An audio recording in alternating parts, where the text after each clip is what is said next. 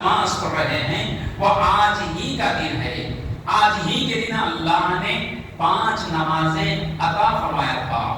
جیسا کہ کوئی بندہ پیدا ہوتا ہے تو اس کا برتھ ڈے منایا جاتا ہے کہ آج ہی کے دن میں پیدا ہوا تھا. یہ انسانی فطرت اور انسانی تقاضا ہے. آج کا تو ہم دیکھ رہے ہیں کہ نوجوان بچے کئی موٹر سائیکل چالو کر کے اس کے لائٹیں چالو کر کے کیک راستوں میں کاٹ رہے ہیں اور بولتے ہیں کہ میرا آج برتھ ڈے ہے. یہ تو دنیائی معاملات دنیائی چیز تھی، لیکن آج وہ دن ہے جس دن اللہ نے حضور پاک علیہ السلام کو 7 آسمانوں پر بلا کر یہ نمازوں کا تحفہ، یہ جو ہم نماز پڑھ رہے ہیں نمازوں کا تحفہ عطا فرمایا. یہ آج ہی کا دن ہے. اب آئیے شب معراج نبی صلی اللہ علیہ وسلم، تو حضور پاک علیہ السلام اللہ کی بارگاہ میں گئے. تو کیسے گئے؟ ہر آدمی سفر کرتا ہے تو کوئی گاڑی کے ذریعے کرتا ہے، کوئی گھوڑے کے ذریعے کرتا ہے، کوئی پلین کے ذریعے کرتا ہے، کوئی وہیکل کے ذریعے کرتا ہے، کوئی پیدل چلتا ہے. تو اللہ کے نبی کا سفر جو 7 آسمانوں کے اوپر ہوا، وہ سفر کیسے ہوا؟ تو عزیزان ملت اسلامیہ، قرآن نے بیان فرمایا کہ سبحان الذی اسری بعبدہ لیلا من المسجد الحرام الى المسجد الاقصى الذي باركنا حوله لنريه من آیاتنا انه هو السمیع البصیر.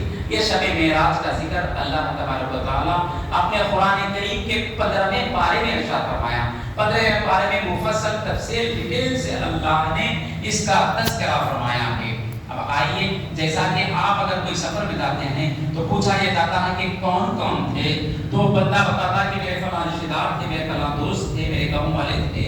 تو اسی طریقے سے اللہ کے نبی کا جب یہ سفر ہوا تو ساتھ میں کون تھے، کون کون اس سفر میں کہاں کہاں تک صاف تھے، اللہ تبارک و تعالیٰ یہ ڈیٹیل بتا رہا ہے.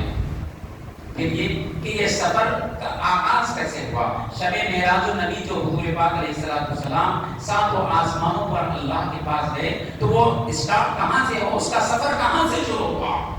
اس کا سفر ہوا، روایات میں آتا ہے کہ حضرت حضور پاک علیہ السلام حضرت ام ہانی رضی اللہ تعالیٰ عنہا کے مکان میں آرام فرما رہے تھے. یہ ایک روایت ہے. اور ایک روایت یہ ہے کہ جہاں بیت اللہ ہے، جو اللہ کا گھر ہے، اللہ کے گھر کے بازو حتیم کعبہ ہے.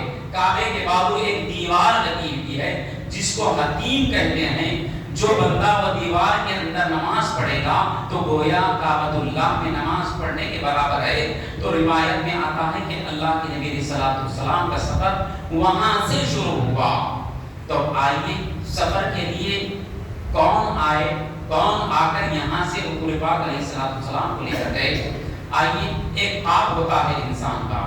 حدیث شریف میں آتا ہے کہ اللہ تبارک و تعالی، اللہ کے نبی علیہ السلام 27 مرتبہ اب روحان خواب میں اللہ تبارک و تعالیٰ کا دیدار کیے، اور ایک مرتبہ اپنے جسم اطہر کے ساتھ میں، اپنی پوری باڈی کے ساتھ میں فزیکلی طور پر اللہ کے نبی علیہ السلام کا جو معراج النبی بھی ایک مرتبہ اللہ کے نبی علیہ السلام اس زمین سے آسمان تک تشریف لے گئے.